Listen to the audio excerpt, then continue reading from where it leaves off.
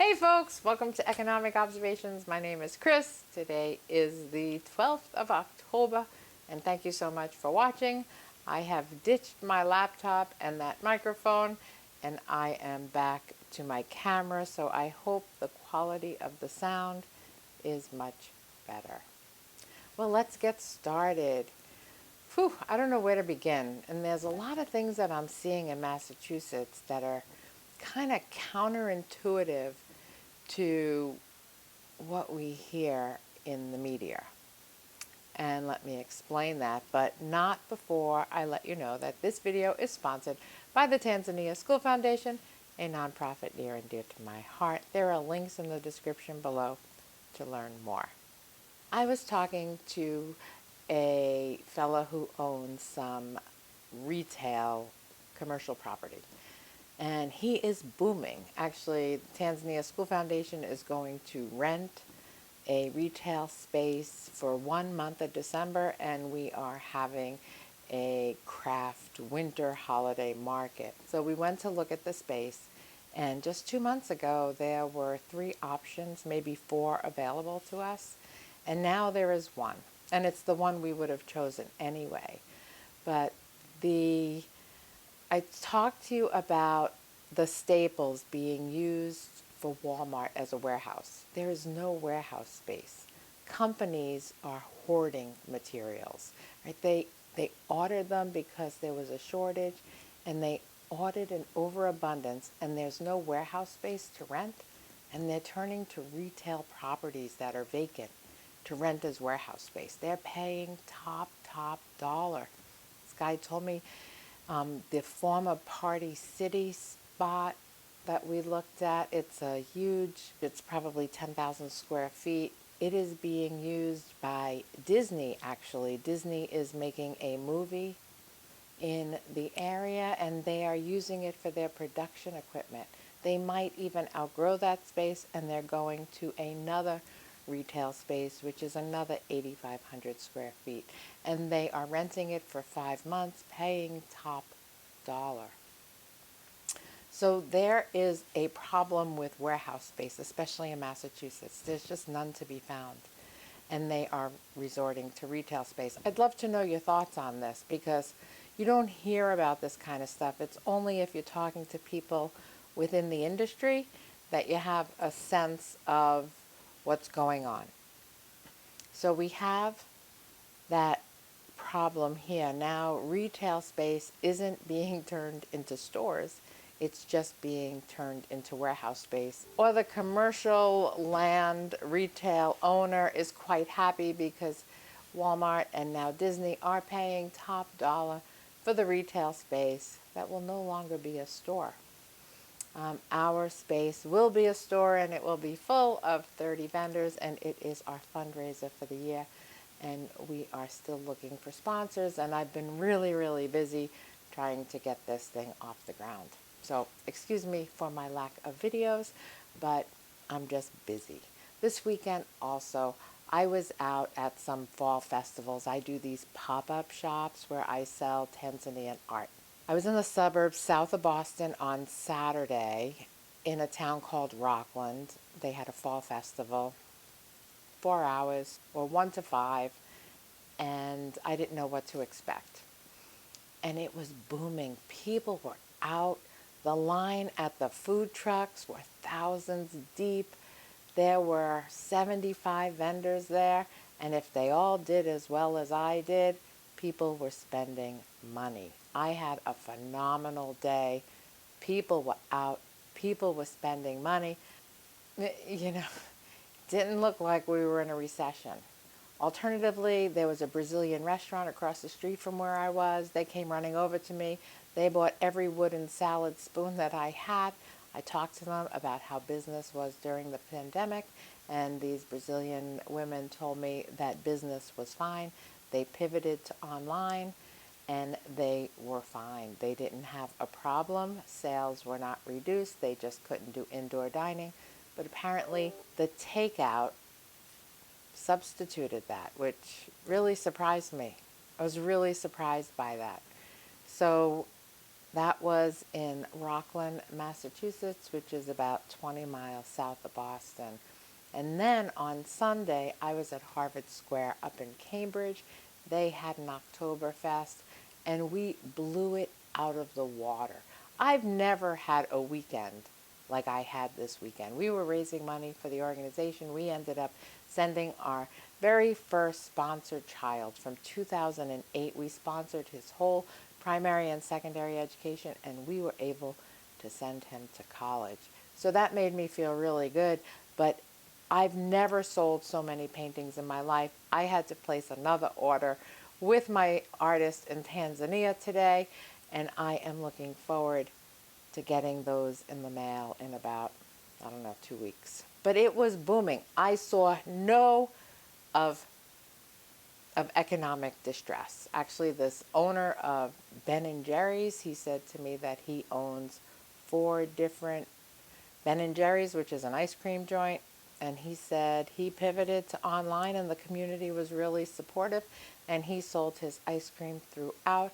He did have some restaurant revitalization funds, and he did get some PPP, and he did just fine. He said the government helped him, but business was back and booming, and he saw no problems. So I don't know if it's just the Boston area. You know, we have a lot of tech and biopharmaceutical stuff and medical facilities. I don't know. We have a lot of universities, a lot of, highly educated people in this part of the world, and it is a different field than what I read about, right? I read about that things are going to go bust, and the job reports came out, and let's face it, we had 4.3 million people quit their jobs in August, which is 3% of the working class. That's right.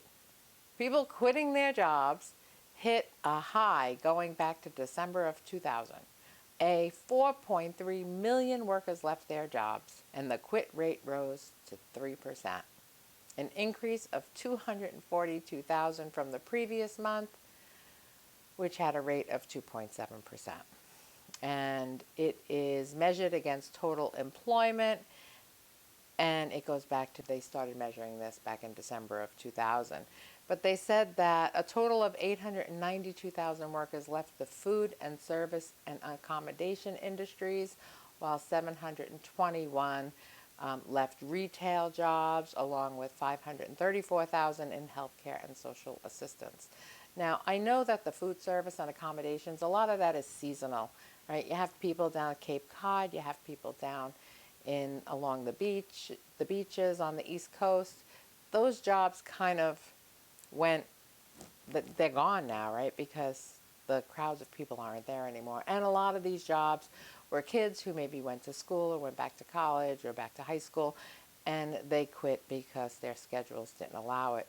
So I don't think that they are making some seasonal adjusted things, but they also said that job openings fell in August. So that too was a problem, and job openings declined sharply in August as hiring fell. Now, I'll talk to you another bit about hiring. I think a lot of companies put jobs out there with no intention or no rush to hire. There was a job at a firm that I'm very familiar with in the Boston area. It's an investment management firm. And I actually applied for the job, I'm going to say back in March. And 2 weeks after I applied, and I was probably overqualified for the job, they told me that I didn't get the job, right? They went with another candidate. But ironically, the same day that I got the reject letter, I saw it reposted on Indeed.com. And that job keeps getting reposted every 2 weeks. They still have not hired anybody for that position. So I don't think their intentions are that they're going to hire someone. I think that it's kind of like a phantom job. It's a job that they might want to hire one day, but they're in no rush, or maybe the government gave them some money, or they had some money, or they're just testing the waters, or just creating jobs just to make it look like there were jobs out there. But I think a lot of the jobs that they say that they can't get people for aren't really jobs. And the jobs, or they're not the good jobs, right? And the retail jobs that they're looking to hire people Well, those are crap jobs, and nobody wants those. So it's all kind of very interesting to me because I don't know what to think. Bitcoin is, if I go to my Coinbase account, Coinbase is going to go into NFTs. I joined their wait list. I started researching NFTs. It was so cumbersome that I just couldn't get my head around it. I opened an OpenSea account. I had to open a wallet account. I had to open this account. I have so many apps on my phone now.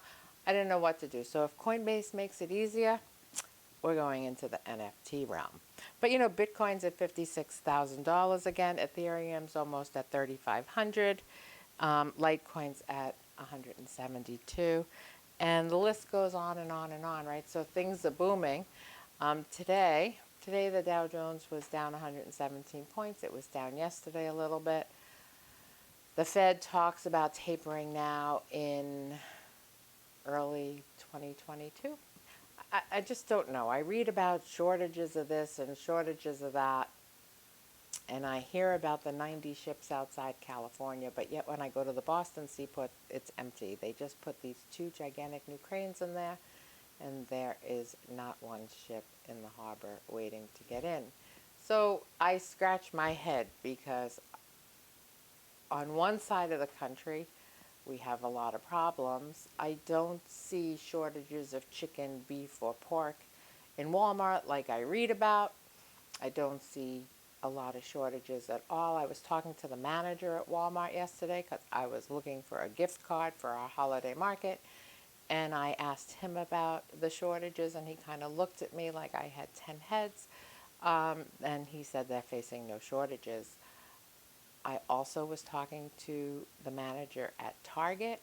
I asked them if they were having shipping problems and supply problems, and they too said not that they were aware of. So, I don't know, go figure, right? These are people in that industry. These are people that, manage the stores, and there's no problems. I order things on Amazon. They come in 3 days. I'm not having a problem there, but yet the price of bacon is $9. I don't eat a lot of meat. I don't eat any red meat, so those prices aren't affecting me so much.